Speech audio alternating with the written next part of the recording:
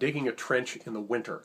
I had to dig the trench that would hold the main drain for the house. That's the pipe that comes out from under the house and goes into the septic system. So once you get back into the house, that pipe is only a little bit below the floor of the house, but it has to slope at 1/4 inch per foot. That's code. So by the time it got out of the house, it was about 2.5 feet below the footings.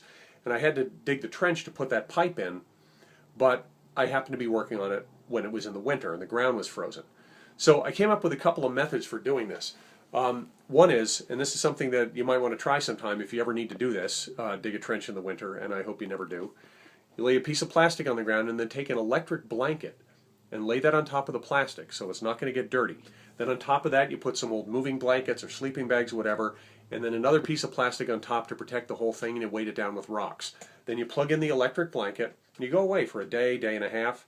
When you come back, even though all the ground around it's going to be frozen solid, you'll have a little square right there that's damp but thawed, and you'll easily be able to dig it. Okay, so then you encounter the second problem that you have in Rockaway and a lot of other places as well, is that the ground's full of rocks. So a shovel doesn't do it. You also need a pickaxe, because that's what you kind of pry the rocks loose with, take them out by hand, and then keep digging with the shovel.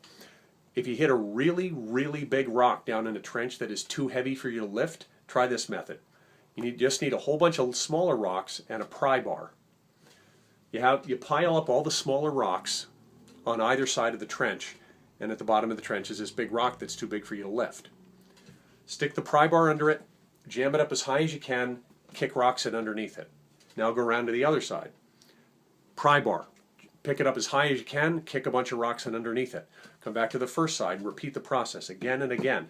And little by little, that big rock that's too heavy for you to lift will be lifted higher and higher until it's back at ground level, and then you can just roll it away. So that's how you dig trenches in the winter. I hope you never have to.